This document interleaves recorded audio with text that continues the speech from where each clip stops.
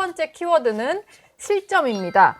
뭐 각 후보들이 실점을 줄이기 위해서 마지막까지 좀 신경을 쓰고 있는데 일단 이준석 후보의 어제 발언부터 좀 얘기를 해봐야 될 것 같아요. 이준석 후보가 이재명 후보를 좀 겨냥한 것 같은 발언을 꺼냈다가 역풍을 맞은 모습인데 일단 이게 여혐 발언이라는 논란이 좀 일면서 사과는 좀 하긴 했습니다.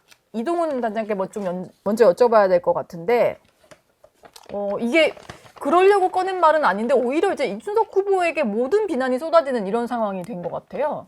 그렇죠. 그러니까 제가 조금 길게 좀 설명 좀 드릴게요. 예. 그러니까 사실 저는 뭐 이른바 젓가락 발언, 그리고 그 전에 이제 이준석 후보가 변기 발언도 이제 했어요. 그거는 이제 이재명 후보가 직접 이제 네, SNS에 한 직접 했던 발언인데, 발언. 네. 뭐 제가 그걸 표현을 다 하지는 않겠습니다. 그러니까 근데 그걸 사석에서는 이준석 후보가 늘 이제 저한테도 늘 얘기를 많이 했고 기자들도 들은 기자들이 꽤 있습니다. 그러니까 무슨 얘기냐면은 이준석 후보가 얘기가 아니 그런 발언을 정말 상식적인 어떤 정상적인 정신 상태를 가진 사람이 그런 생각을 어떻게 할 수 있죠? 라면서 이제 뭐 술 한잔 들어가면서 또 저한테 이제 저보고 개인적으로 뭐 형님 그러는데 형님 예. 아니 그런 생각을 어떻게 할 수 있죠? 이런 얘기를 이제 주로 많이 했어요. 그래가지고 저는 이제 그 발언을 알고 있었는데 그 얘기는 뭐냐면은 이준석 후보가 사실은 어떻게 보면 예.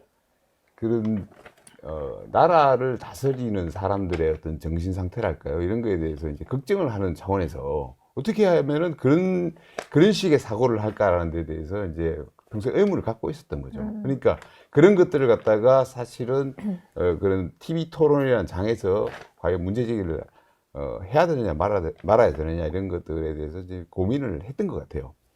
참모 입장에서는 그걸 안 했으면 좋겠죠. 그런 걸 갖다가 이제 우리 이제 야당에 예. 당연히 이제 민주당 쪽에서 거세게 이제 반발할 거고 진보 진영에서도 그거 가지고 문제 삼고 실제로 그게 오늘 현실화됐지 않습니까? 그런데 이준석 후보가 왜 그걸 굳이 그렇게 했느냐? 결국은 그런 얘기죠. 어떻게 그런 식의 그런 상상을 하는 사람이 나라를 다스릴 수 있을까? 그런 식의 상상을 하는 가족을 두신 분이 어떻게 최고 예. 지도자가 되려고 할 수 있을까? 이런 문제 제기를 이제 국민들이 좀 심각하게 해봐 줬으면 좋겠다. 이게 사실은 정치공학적으로 따지면요. 안 하는 게 좋습니다. 이게 해봤자 네거티브 하면요. 본인한테 득점되는 거 아무것도 없습니다. 사실 그런 얘기 하던데 김문수 후보한테 도와주는 거 아니냐 이런 얘기 하던데 그럼에도 불구하고 이준석 후보가 모를 리 없잖아요. 이준석 후보가 정치에 대해서 누구보다 잘 알고 선거에 대해서 누구보다 잘 아는 사람인데 예. 이 발언을 그 얘기를 꺼낸 것은 그런 거예요. 그러니까 우리 국민들이 지금 여론조사상으로는 가장 높습니다. 이재명 후보가. 그리고 대통령이 될 가능성 높습니다. 이런 분인데 그런데 이분이 본인은 물론이고 가족들이 이런 이상한 생각을 하시는 분이다. 그런 것들이 어떻게 보면 글로 표현이 되는 분인데 과연 정상적인 분들인지 정상적인 정신세계를 가진 분들인지 국민들이 냉정하게 좀 평가를 해달라. 그러니까 제가 이 대목에서 또 예. 우리 윤석열 전 대통령을 소환하지 않을 수가 없는데 네. 그분이 굉장히 좀 뭐랄까 이상한 망상을 거듭하시다가 결국 이런 게 계엄이라는 거 아닙니까? 우리가 군대를 동원해가지고 계엄을 하리라고 우리가 어떻게 생각을 할 수 있겠습니까? 그러니까 지도자의 정신, 이 사람이 진짜 정상적인 사람인가를 냉정하게 국민들이 좀 판단을 해달라. 이런 차원에서 아마 검증의 영역에 들어가는 것이기 때문에 꺼냈다. 저는 이제 그렇게 이해를 합니다. 그래서 예. 그게 무슨 정치공학적으로 뭐 이렇게 계산돼서 이렇게 했다기보다도 정말 본인이 이걸 질문하고 싶었을 겁니다. 이재명 후보한테. 예. 당신은 도대체 어떤 분입니까? 어떤 분이길래 이런 생각을 하고 그 아드님으로 추정되는데 그분이 이런 생각을 하시는 건지 과연 정말 제대로 된 정신 상태입니까? 라고 진짜 묻고 싶었을 것이고 국민들께 그걸 냉정하게 좀 평가를 해달라고 묻고 싶었을 겁니다. 근데 지금 이게 문제가 되는 것은 그 발언을 좀 검증의 영역으로 끌고 들어와서 알리려고 하다 보니까 네. 이준석 후보가 직접 그 말을 하면서 처음 듣는 사람도 있었는데 이거를 좀 어린 자녀들과 함께 TV 보시던 시청자들은 좀 많이 놀랐다 이런 반응도 좀 있는 것 같고 뭐 그래요. 그러니까 그리고 이준석 후보가 사실 이제 아침부터 본인이 직접 인용하게 된 과정에 대해서는 좀 사과를 하고 얘기를 더 추가로 풀었으면 좋겠습니다만 처음에는 이제 사과를 하지 않다가 좀 뒤늦게 사과를 하고 이런 좀 과정 자체가 조금 논란이 계속 된 것 같은데 국민의힘에서는 좀 어떻게 보셨어요? 바로 지적하신 그런 부분 때문에 어떤 민주당으로부터 역공을 받고 있는 부분이 분명히 있죠. 그 대통령이 되는 사람의 배우자와 그 가족에 대한 검증 분명히 뒤따라야 한다고 생각을 합니다. 예. 뭐 혹독하게 검증을 해야지 뭐 재임 기간에 논란이 없을 수밖에 없기 때문에 검증은 반드시 필요한데 과연 그게 그런 표현을 꼭 썼어야 하느냐에 대한 아쉬움은 있어요. 그것도 온 가족이 보는 TV 토론회 장에서. 왜냐하면 이슈를 제기하는 할 수 있는 장소는 여러 군데가 있잖아요. 여러 방식이 있을 수 있고 그런데 꼭 그걸 TV 토론에서 했어야 하는 아쉬움은 있습니다. 그러다 보니까 민주당은 여러 반론을 제기하고 있는데 거기서 보면 2차 가해를 하고 있는 것이다. 이런 뭐 표현을 써갖고 누구한테 2차 가해라는 거예요? 그런 예. 그런 글을 썼던 그 상대방 그 여러 지칭되는 분에게 2차 가해를 하고 있다고 하는데 2차 가해는 2차잖아요. 네. 1차 가해가 있잖아요. 예. 민주당이 우선 1차 가해에 대해서 사과를 먼저 했어야 돼요. 이 글을 이제 썼다는 지적을 하는 과정에서 이준석 후보가 또 말을 이제 인용을 한 것이고 원 글을 쓴 사람은 있으니까 그렇죠. 이재명 후보의 아들로 추정되는 뭐 글이 있으니까 여기에 대해서 민주당도 설명을 해야 되는데 일단 그거는 아예 없었던 그건 것 같긴 해요. 없이 예. 민주당이 주특기입니다. 어떤 메시지에서 자신들이 강점을 갖지 못하면 그 메신저를 공격해요. 그래서 본질을 흐리죠. 그래서 이 문제의 본질은 대통령 후보자의 아들이 이런 생각을 갖고 글을 표현을 하고 써서 논란이 됐고 이런 분의 가족을 수신제가 치고 병천하도 제대로 못하는데 어떻게 나라를 다스릴 수 있느냐. 예. 이 가족에 대한 문제를 지속해서 제기를 했던 거죠. 그런데 이 글이 맞다면 사과를 우선 해야 되는데 그 부분이 없죠. 그게 제일 아쉬웠던 부분이고 또 하나 아쉬운 건 이 때와 장소가 맞지 않다 보니까 또 수위가 어떻게 조절을 제대로 못하다 보니까 이재명 후보가 TV 토론에서 했던 여러 문제적 발언이 조명받지 못하고 있어요.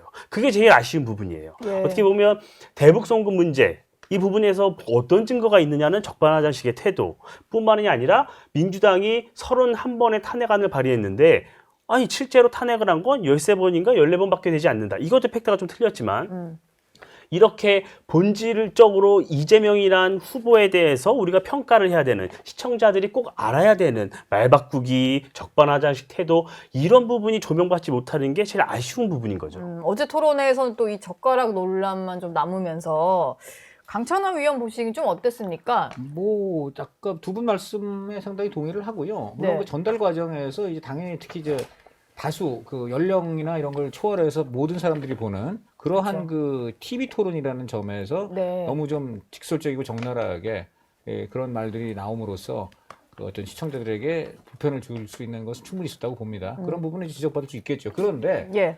그게 그렇게 불편함을 안겨준 발언을 정작 한 사람은 누굽니까? 이런 발언을 이렇게 했었는데 정말 이게 정말 적절하세요? 이게 정말 아드님이 이랬다는데 이게 적절한 거예요? 라고 질문을 할 때 그렇다면 저는 이재명 후보가 그 부분에 대해서 먼저 얘기를 했어야 되는데 저는 이재명 후보 반응이 좀 어제 되게 이상했습니다. 시간과 규칙을 지켜달라는 말만 했지 않습니까? 토론 규칙을 지켜달라는 거죠? 그렇죠. 시간과 예. 규칙을 지켜달라는 말만 했지 않아요? 아마 예. 기억나시지 않나요? 두 분도? 그렇게 네. 말씀했죠. 아마 이준석 후보가 그렇게 아주 직설적으로 공격을 하니까 말을 안 하면서 시간과 규칙과 시간을 지켜달라 뭐 이렇게만 말을 했습니다. 만약에 이 아드님이 그런 얘기를 하지 그런 글을 쓴 적이 없다. 네. 여성의 수치심을 불러일으키는 입에 담을 수 없는 말을 쓴 적이 없다라고 한다면 이재명 후보는 어저께 당장 그 무슨 말을 그렇게 하냐? 내 아들은 그런 적이 없다. 뭐 내 아들 갖고 얘기하는 모양인데 아들이란 말을 하지 않았죠. 그러나 누가 네. 봐도 아들 주어는 이제 없었고. 아들 예. 발언은 이제 문제 삼는 게 보이니까 네. 얘기를 했어야 될 거 아닙니까? 그런데 거기에 대해서 전혀 없고 시간과 규칙을 지켜달라.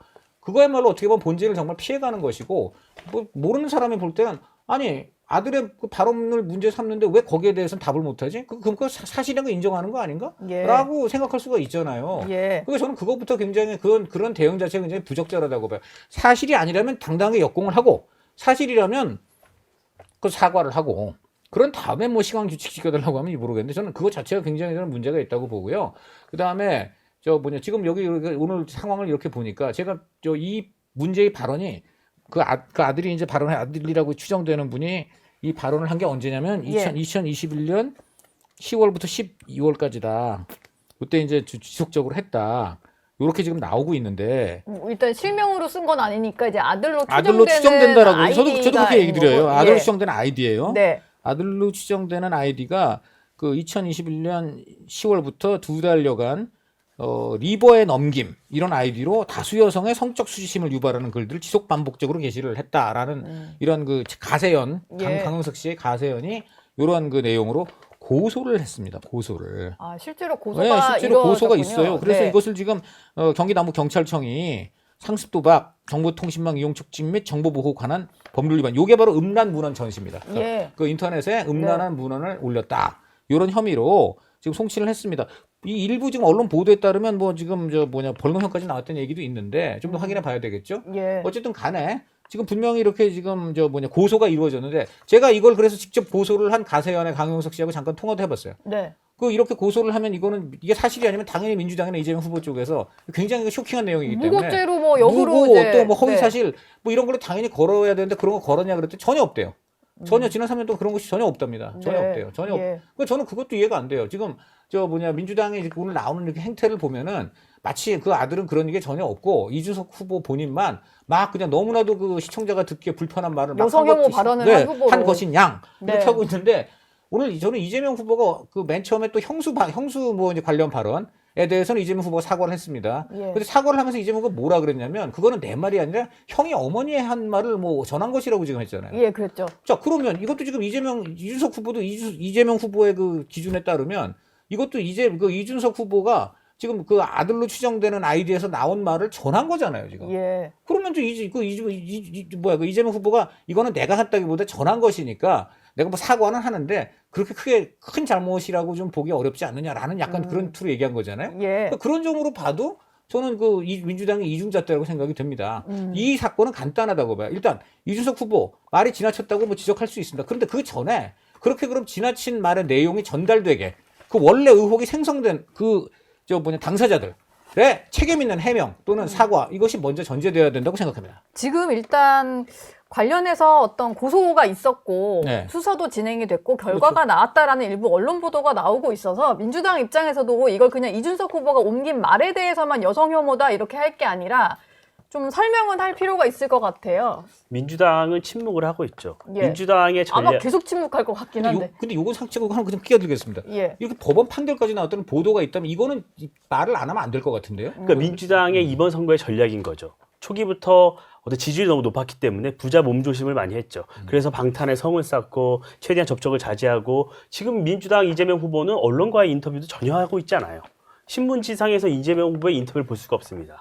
특히나 가족 문제는 이 언급을 자제하고 있어요. 김혜경 여사도 언급하고 있지 않죠? 그 보면 이 글을 쓴 이재명 후보의 아들이 과거에도 이번에 아까 약식 명령도 받았다고 그랬는데 과거에 어떤 이 성매매를 했다는 의혹이 있었고 그 성매매를 한 후기를 적어서 또 논란이 됐었고 관련 보도가 많이 나와 있습니다. 뿐만이 아니라 최근에도 논란이 하나 더 있었어요. 또 있어요? 예. 최근에 이 양양에서 어떤 보습소에 취직을 해서 아이들을 가르쳤다는 거예요. 예. 여러 과거에 이런 논란이 있었음에도 양양에 있는 보습소에서 아이들을 가르쳤는데 네. 보습소는 1인, 신고한 1인만 아이들을 가르칠 수가 있어요. 음, 강사를 고용할 수가 없는 거예요. 학원이 아니기 때문에. 그런데 이재명 후보의 아들이 거기 취직을 해서 또 아이들을 가르쳤다는 거예요. 그래서 관련 보도가 났는데 지금 뭐 보도는 삭제됐는데 언론에 많이 알려져 있는 사실입니다. 근데 왜 보도가 예. 삭제되는지 궁금하네요. 이상하네. 왜 그러니까 삭제되는지. 그러다 보니까 이런 논란이 계속되니까 이재명 후보 같은 경우에는 언급 자체를 피하는 거죠. 그런 상태에서 이준석 후보가 토론회에서 문제 제기를 하니까 그 발언의 어떤 행위에 대한 것보다는 그 본질을 흐리면서 메신저를 공격해서 그 본질을 아예 흐리고 있는 거죠. 예. 계속 이런 식으로 갈 겁니다. 그러니까 제가 이제 우리 계속 이제 좀 발언이 지나치는 거 아니야. 전 국민들이 사실상 지켜보는 TV 토론에서 그런 얘기를 하니까 사실 뭐 아이들하고 보는 경우도 있고 한데 너무 지나친 거 아니냐 이런 식의 오늘 비판들이 많이 네, 다 오는데 그런 식의. 좋습니다. 그 수긍하는데요, 저희들이. 근데 그게 사실은 그런 점도 뭐 이준석 후보를 비롯한 저희들 감안하지 않았겠습니까? 그러니까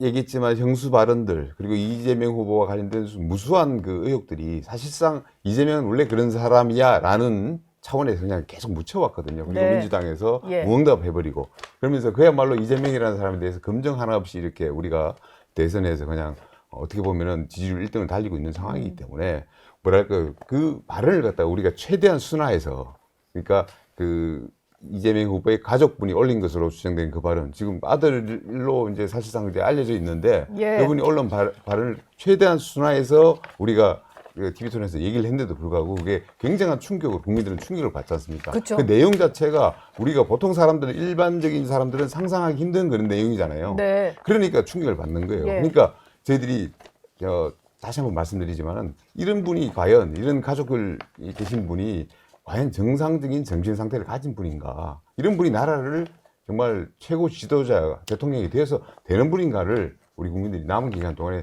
제발 좀 냉정하게 평가를 해달라, 이런 말씀을 드리고 싶고, 어제 예. 그런 취지에서 이준석 후보가 다소 좀 과격한 수도 있고 너무 그렇게 지나쳤다고 할 수도 있지만 그런 식의 문제 제기를 했다는 것을 좀 충격요법으로 그런 식으로 했다는 것을 갖다가 좀 이해를 해주십사 하는 게 제 말씀입니다. 근데 지금 내일부터 당장 사전투표가 시작이 되다 보니까 오늘은 이게 뭔가 이준석 후보 입장에서는 좀 상당한 큰 실점을 한 것처럼 분위기가 좀 가기는 갔거든요. 네. 이게 좀 반전이 될 수 있을 거라고 보시나요? 좀 전에 제가 보도를 언급했잖아요. 이제 예. 보도 내용을 조금 더 사실 여부를 좀 확인해 봐야 될 필요는 있을 것 같습니다. 근데 지금 네. 보도 내용을 본다면은 뭐 법의 심판이 내려지는 사안인 것으로 보도가 됐어요. 예. 그게 이제 유죄 내지 이제 이런 것으로 지금 보도가 되고 있는데 네. 좀 더 저희 이제 언론 입장에서 알아보겠습니다. 만약 그런데 이게 지금 법원에서도 그 발언이 바로 그 아들이 했다. 그리고 이건 정말 법적으로 문제가 있다. 해서 이렇게 지금 벌금형을 만약에 형을 때렸다면은 네. 그건 굉장히 비판받아야죠. 그리고 그 사실이 이제서야 알려진 것이기 때문에 결국은 이준석 후보가 지금 이 보도 내용이 사실이라면 어떻게 보면 그거에 근거해서 아니 이런 식으로까지 법의 심판까지 받은 문제를 안고 있는 분 아니냐 하면서 이제 문제 제기를 한 측면이 이제 드러나는 것이죠. 예. 그러니까 그런 부분이 다시 또 이제 가만히 돼서 여론이 어떻게 다시 형성될 수 있지 않을까 하는 생각 좀 해봅니다. 어쨌든 네. 중요한 건 지금 새로 보도가 나왔다는 사실인 것 같습니다. 보도가 나왔으니까 아마 또 뭐 판결문을 구하거나 뭐 여러 가지 그렇죠. 좀 이제 네, 다른 네, 그렇게 언론들도 됩니다. 취재를 네, 들어갈 네, 테니까 네. 일단 뭐 어제 발언은 여기서 좀 마무리를 하고 단일화 얘기도 좀 해봐야 될 것 같은데 지금 이 시간이면 사실 단일화는 물 건너갔다라고 보는 게 맞을 것 같고요. 3자 구도로 이번 대선은 좀 치러지게 되는 상황 같습니다. 저희가 여론조사를 한 2가지 정도를 준비를 해봐서 이걸 좀 하나씩 보면서 말씀을 드려야 될 것 같아요. 가장 먼저 준비를 한 게 이제 여론조사 공정이라는 데서 나온 조사인데 이게 국민의힘이 보시기엔 좀 고무적이다라고 보시는 조사인 것 같아요. 근데 이게 단일화 물 건너갔는데 이게 뭐 무슨 의미가 있겠습니까? 어떻게 봐야 될까요? 저희는 뭐 물 건너갔다고 생각하진 않습니다. 아직 시간이 남아있다. 네, 아직 시간이 남아 있고 물론 당연히 저희가 1차 시한을 이제 투표용지 인쇄가 1차 시한을 제시를 했고 또 이 사전 투표의 오늘이죠. 오늘까지는 2차 시한으로 제시를 드렸지만 뭐 그렇지 않더라도 본 투표까지 아직 시간이 있기 때문에 끝까지 국민의힘은 어쨌든 단일화의 문을 열어놓고 크게 개헌 어떤 빅텐트를 치고 있기 때문에 언제든지 단일화할 가능성은 열려 있다고 생각을 합니다. 예. 다만 그런 와중에서도 여러 노력은 해야 되겠죠, 지속적으로. 그래서 제가 지난주 이 자리에서 그런 말씀을 드렸어요. 지난 한 주 동안은 5%포인트의 싸움이다. 그래서 이재명 후보의 5%포인트를 누가 가져갈 것이냐, 여기에 따라서 이 대선 결과도 달라지고 단일화 양상도 달라질 것이다. 이렇게 전망을 드렸었는데요. 그 5%포인트가 어디로 갔느냐를 분석을 해보면 아주 답이 나와 있습니다. 지금 여론조사 여러 가지 보고 계시겠지만 많이 쏟아지고 있어요. 여러 가지가 있는데 김문수 후보가 이재명 후보와 양자 대결에서 오차범위 내까지 들어갔다는 게 있어요. 오차범위 내라는 건 이제 뭐 앞설 수도 있고 뒤설 수도 있고 하지만 그 오차범위 내에 들어갔다는 건 누가 우위에 있다는 걸 알 수 없다는 거예요. 예. 그러니까 김문수 후보가 앞서고 있다고 보는 측면도 있는 거죠. 네. 그래서 저는 이게 굉장히 고무적이라고 봅니다. 그래서 뿐만이 아니라 이 3자 대결에서도 오차범위 내에 들어갔다는 조사가 있습니다. 이준석 후보가 존재하는 3자 대결에서도 김문수 후보가 이재명 후보와 오차범위 내에 있다는 여러 여론조사가 있기 때문에 예? 저희는 그래요? 저희는 이런 노력을 지속하고 있습니다. 그렇지만 지금 어제 이낙연 전 총리가 괴물 독재 정권이라는 표현을 썼죠. 네. 예, 이재명 후보를 향해서. 그래서 이런 거를 막고 6공화국의 문을 내리고 7공화국으로 나아가고 새 시대를 열려면 이준석 후보가 반드시 합류하는 게 새로운 시대에 꼭 필요하다는 이런 말씀을 드리는 겁니다. 그렇기 때문에 단일화의 문은 닫지 않지만 또 우리 스스로 또 자강의 노력을 하고 있는 것이죠. 예. 그래서 저는 지금 이렇게 비관적으로 볼 일은 아니다. 여러 수치들이 증명하고 있다는 말씀드립니다. 예. 일단 국민의힘 쪽에서 좀 분석하시기에 좀 유리한 조사 결과를 저희가 먼저 봤고, 그리고 또 하나 볼 것이 서울경제 의뢰로 한국갤럽에서 나온 조사인데 이건 좀 추이 조사인 것 같아요. 대선 후보 지지도 추이를 좀 봤더니 이게 5월 첫째 주 조사에서 가상 양자 대결. 양자 대결부터 볼까요? 저희가 지지도 추이는 이따 보기로 하고, 그럼 가상 양자 대결을 먼저 보면 이재명 후보가 51대 김문수 후보 45, 이것도 양자일 때는 그런 거고, 이재명 후보와 이준석 후보를 붙여보면 48대 43 이렇게 나오는데, 뭐 여기서 좀 의미를 찾자면 50% 아래로 내려간다. 그리고 격차가 조금 더 줄어드는 게 이준석 후보다. 뭐 이런 그렇습니다. 얘기시죠? 그러니까 참고로 말씀드리면은 아까 보여드린 여론조사는 ARS 여론조사고요. 예. 이거는 전화면접 조사입니다. 그러니까 전화면접 조사가 훨씬 정확합니다. 이 갤럽 조사인데 그걸 좀 참고를 해주셨으면 좋겠고, ARS 조사는 아무래도 등치가 큰 당에서 열성적인 지지층을 가진 분들이 있을수록 굉장히 유리합니다. 예. 그거는 그걸 좀 참고를 해주시면 좋겠고요. 네. 가상 양자 대결 지지도 보시면은 이준석 후보와 차이가, 이재명 후보 차이가 5% 포인트고요. 네. 김문수 후보와 이재명 후보 차이가 6% 6% 포인트. 차이죠. 그러니까 경쟁력에서, 양자 대결 경쟁력에서 이준석 후보가 조금 더 1% 낫다. 포인트이긴 그리고 하지만 이거는 네. 지금까지 추이를 봐야 됩니다. 그러니까 지금까지는 양자 대결 조사를 하면은 김문수 후보가 앞서 있었습니다. 그렇지만 최근 들어 급격하게 그 차이가 줄어들다가 동률이 되었다가 지금은 오히려 이준석 후보가 역전하는 상황입니다. 그러니까 이 추이라는 게 중요한 게 네. 앞으로 갈수록 점점 그 이준석 후보 경쟁력이 더 높아진다는 얘기가 됩니다. 그래서 네. 제가 저번에도 나와서 한번 말씀을 드렸던 것 같은데 네. 왜 그러냐면은 이준석 후보한테는 그 들어와 있는 지지층 자체가 2030 그 성향으로는 중도층입니다. 세대로는 2030이고, 그러니까 그분들 같은 경우에는 굉장히 그 어떻게 보면은 사표 방지 심리라는 게 없는 분들입니다. 그러니까 내가 이 사람한테 투표를 했을 때 당선이 될까 말까 이런 걸 걱정해서 되는 사람한테 가야지라고 하는 투표 성향이 있는 게 아니고, 예. 우리 앵커분께서도 젊을 때 투표 성향 생각해 보시면 아시겠지만 아직 젊은 그냥 예. 정말 아니. 큰 실수하신 것 같네. 큰 실수하셨네. 아니 그 20대 초반 때 네. 그때 이제 지금 40대라서. 그냥 내 마음대로 투표할 거야. 내 원하는 사람 되든 안 되든 뭐 찍는, 저는 원래 그랬거든요. 하여튼 그런 그렇죠. 2030에 그냥 이제 소신 투표하는 거죠. 그렇습니다. 소신 투표를 하는 거죠. 그러니까 그런 분들의 성향은 그야말로 끝까지 갑니다. 그래서 지금 보면은 그 추이가 유지되는 과정에서 전통적인 보수 지지층, 그러니까 이른바 나이로 따지면 6070 등, 예. 그러니까 할머니 할아버지들 표심이 우리가 전략적으로 좀 선택을 해야 되는 거 아니냐. 김문수 후보는 좋지만, 사람은 좋지만 저 사람이 확장성이 없다. 예. 2030한테 인기가 없다. 그리고 그러다 보니까 그분들이 결국 전략적으로 선택해서 이준석 후보를 찍기 시작하면서 점점 그 수치가 경쟁력이 높아지는 겁니다. 그래서 결국은 보여주는 게 뭐냐면은 우리가 오늘까지가 어떻게 보면 사실상 시한이긴 하지만 우리가 단일화 내지는 그 방법으로 김문수 후보의 사퇴를 저희들이 요구를 하고 있습니다. 요구를 예. 했습니다. 그러니까 아직까지 시한이 남아 있습니다. 저희들은 이길 수 있는 이번 대선에서 보수 진영 내지는 우리가 반 이재명 세력이라고 했을 때 그분들이 이길 수 있는 방법은, 그 진영이 이길 수 있는 유일한 방법은 아니다. 한 가지가 더 있긴 하지만은 아주 쉽게 이길 수 있는 방법은 이준석 후보로 단일화하는 것이다. 김문수 후보가 사퇴하는 것이다. 예. 왜냐하면 이준석 후보가 훨씬 경쟁력이 있고 2030과 중도층 표심이 들어와 있기 때문에 여기에 6070 우리 할머니 할아버지들 표심만 결합해주면 이재명 후보를 누를 수 있다. 이길 수 있다. 이렇기 때문에 지금 남아있는 시간이 뭐 오늘 밤까지 예. 내일 뭐 아침까지도 뭐 가능하겠지만 그 시간 동안에 김문수 우리 후보가 사퇴만 해주시면은 그런 일이 가능하고요. 기본적으로 또 이제 이번 선거 대선이 왜 치러졌냐를 제가 말씀을 좀 드려야 됩니다. 왜냐면은 예. 이번 대선은 그야말로 윤석열 전 대통령의 계엄, 불법 계엄 때문에 대통령이 탄핵되면서 만들어진 선거입니다. 거기에 책임 있는 국민의 힘, 그리고 거기에서 어떻게 자유롭지 못한 김문수 후보, 이분이 이제 이번 대선에서 이길 가능성은 0%입니다.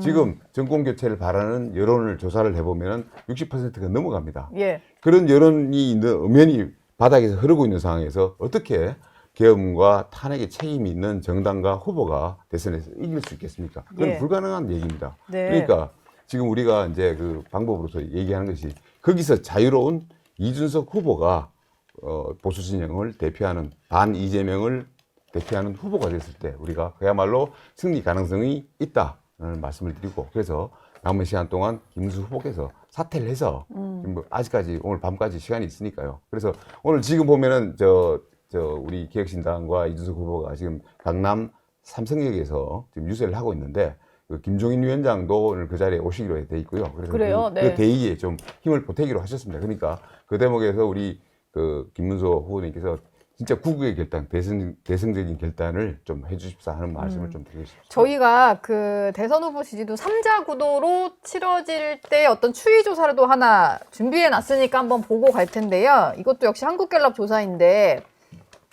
보면 이제 이재명 후보 같은 경우는 좀 하락하는 추세이고, 김문수 후보나 이준석 후보는 조금씩 오르는 추세로 결과가 나오고 있어요. 이제 오늘부터는 여론조사를 하더라도 공표를 못하는 기간이니까 그렇죠. 네.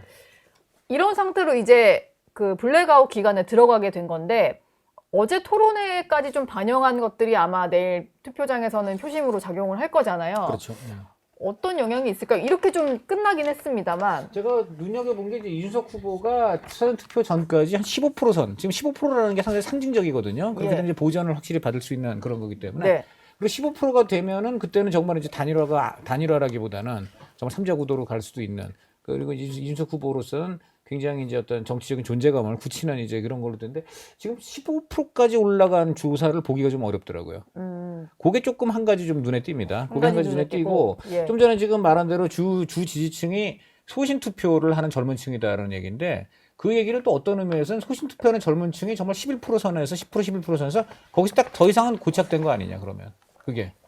더 올라가진 않고. 주된 지금 예. 이제 지지층이 네. 나는 뭐 예를 들어 나는 이번에 이재명 후보의 집권 저지가 목표야. 이런 분들이 되게 이제 소신 투표라기보다는 전략 투표를 하는 분들이고, 예. 나는 그런 건 상관없고 난 뭐 구시대 정치인들은 싫고 나는 젊은 이준석이야.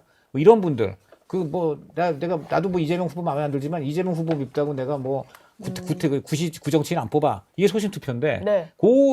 그렇게 해서 소신 투표 다 뭉친 게 그러면 요거 아니냐, 아직까지는. 아직까지는. 그 15까지 치지 않고 있다는 거. 예. 요런 부분이 이제 이 수치만 본다면 조금 이제 그런 게 눈에 띄는 거예요. 예. 그래서 하여간 저는 그 이준석 후보가 이번에 뭐 1, 2, 3차 후보 토론에서 근데 어쨌든 존재감을 좀 보였기 때문에 이른바 깜깜이 이제 요 시점에서 어떻게 이제 치고 올라갈 것인가. 한 가지가 눈에 굉장히 띄는 거는 동탄 때 이렇게 보니까 놀라운 게 말이죠. 예. 공표 금지 기간 동안에 하여간 더블 스코어로 지던 거가 이기는 경우가 있었어요. 지금까지 이제 흔히 지금 여론조사 전문가들이 얘기하는 게, 공표 금지 기간 직접 마지막으로 한 여론조사 결과가 그대로 당락을 좌우하더라. 항상 그 얘기 많이 좀 하시는데, 적어도 동탄 총선에서는 그게 아니었습니다. 심지어 더블 스코어로 지는 데도 나왔어요. 그래서 저는 앞으로의 변수는 지금 이제 그 현재까지는 좀 더 치고 올라갔으면 하는 이제 이준석 후보의 지지율이 어떻게 나올 것이냐. 그다음에 이제 결국은 부자 몸조심하던 이재명 후보가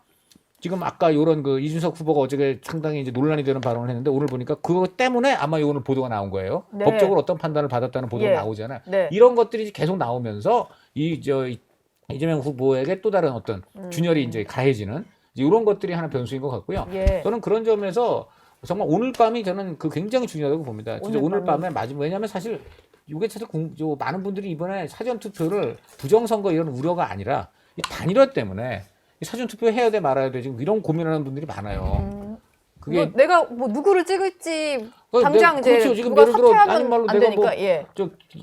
김문수나 이준석 중에 하나 찍었는데 이제 그 마음 속에는 이제 이재명 후보는 안 된다는 마음이 있는데, 예. 어쨌든 간에 그래서 나는 찍었는데 알고 보니까 딴 사람으로 단일화되면 이거 좀 그렇잖아요. 그럼 본투표까지 기다려야 돼. 그럼 또 문제가 뭐냐면 본투표는 그 민주당 이재명 후보 지지층에 비해서 투표 기회가 3분의 1로 줄어드는 거예요. 이쪽은 사흘 내내 편하게 할 수 있고 여기는 이런 문제가 있어요. 그러니까 이런 것 때문에 정말 저는 좀 전에 나온 말대로 뭐 저는 누가 드랍하라는 말은 못 하겠습니다. 그러나 오늘 저녁에 한번 정말 오늘 밤에 심야라도 예. 좀 양쪽에서 대승적 결단을 한번 내리는 게 어떨까 하는 생각이 듭니다. 근데 지금 서로 사퇴하라는 거 보면 잘 안 될 것 같은데 그래도 기대를 좀. 그런 게 하나 있고 또 하나 우리 국민의힘 대변인님한테 여쭙습니다만, 그 만약에 사전투표 지나가고 본투표 직전에 단일화가 성사될 경우에는 손해보는 표들이 생기잖아요. 거기 이제 국민의힘은 김문수 후보 단일화를 원하시는데 이 사전투표까지 단일화 못 이루면 이준석 후보한테 던져진 표는 이거 완전히 그냥 이거 그저 뭡니까 이거 완전 그러니까 빨리 낭비가 되는 거란 말이야. 말씀 네. 주신 대로 네. 그러니까 오늘 밤 내일 새벽까지도 결론이 네. 나야죠. 저는 개혁신당 아까 말씀 잘 주셨는데 그 테이블에 나와서 이런 말씀했으면 좋겠어요. 논의 테이블에 나와서 이러이러하니 예. 이렇게 합시다라는 거를 좀 만나서 얘기를 해야 되잖아요. 네. 지금은 저희가 만나러 찾아가도 만날 수가 없고 아니 뭔가 근데 그런 상태예요. 그거는 제가 좀 말씀 좀 그거는 제가 끼어들 수밖에 없는 게 네. 제가 만났어요. 네. 제가 그거는 뭐 공개를 해야 되겠는데. 누구를 만나신 아니 거예요? 그 TF 하신다는 신모 의원님. 신성범 의원님. 네. 아, 이거 어떻게 하세요? 보도가 나와가지고 차에 타려다가 이제 자. 차량 탑승 못 그러니까 하셨다. 제가 네. 그래서 계속 만나자 그래가지고 제가 만났는데 별 얘기 안 하세요.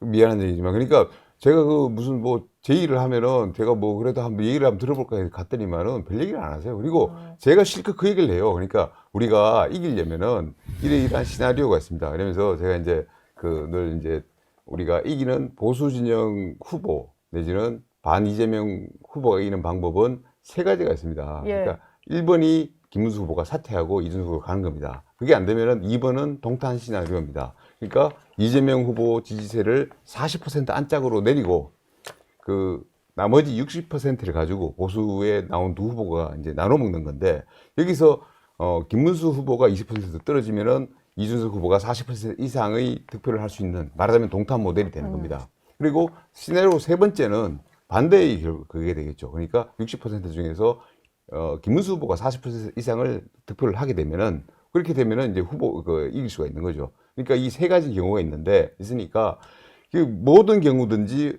이준석 후보는 무조건 계속 가야지만이 이재명 후보의 지지세를 잡고 있기 때문에 그것이 보수가 이길 수 있는 가능성이 있습니다. 네. 이준석 후보가 사퇴하는 순간 그거는 이재명 후보의 당선 확정이 되는 겁니다라고 이제 쭉 설명을 해요. 그 여론조사를 가가지고 그러면은 우리 신성무 의원님 제가 뭐 이런 얘기 뭐 만난 거 가지고도 왜 그런 거 공개하냐 그러겠지만은 수긍을 하십니다. 수긍을 하세요. 예. 그러니까 자꾸 그런 식으로 네. 우리가 단일화를 위한 단일화를 자꾸 국민의힘에서 얘기를 하시는데 그런 걸 가지고 자꾸 우리 쉽게 말해서 쇼를 좀 하지 않았으면 좋겠다. 우린 단일화 열심히 추진하고 있어라는 쇼를 좀 안 했으면 좋겠습니다. 네. 저 이 말씀은 지금 굉장히 과거 버전이라고 저는 생각을 해요.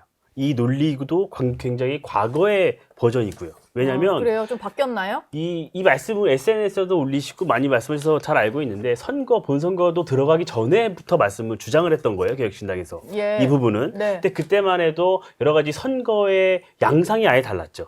지금은 선거가 후반으로 치달으면서 예. 이재명 후보라는 사람의 이런 위험성 그리고 대선 토론 과정에서의 실수 이런 것들이 부각이 되면서 어떤 미래를 맡겨도 되는지에 대한 여러 유권자들께서도 다시 한번 생각을 하고 계세요. 단순히 과거에 대한 심판 이 부분이 있는 게 아니라 미래에 대한 전망 투표가 가미되고 있는 거예요. 예. 그것은 선거가 지날수록 인물 구도가 형성이 되고 있는 거예요. 그래서 지금은 김문수 후보의 과거의 성과, 인품, 도덕성 이런 것들이 새롭게 조명을 받고 있는 거거든요. 그래서 저는 선거의 아주 양상이 달라졌기 때문에 꼭 그게 맞지 않다는 말씀을 우선 드리고 뿐만 아니라 2030 이준석 후보에 대한 강점이 있는 건 사실이죠. 그런데 저는 이 여론조사 수치를 조금 더 면밀히 볼 필요가 있어요. 왜냐하면 20대에서는 이준석 후보가 앞서는 게 있지만 또 30대에서는 여러 여론조사상에서는 김문수 후보가 앞서는 것도 상당히 많은 여론조사가 있습니다. 그러니까 예. 2030이 무조건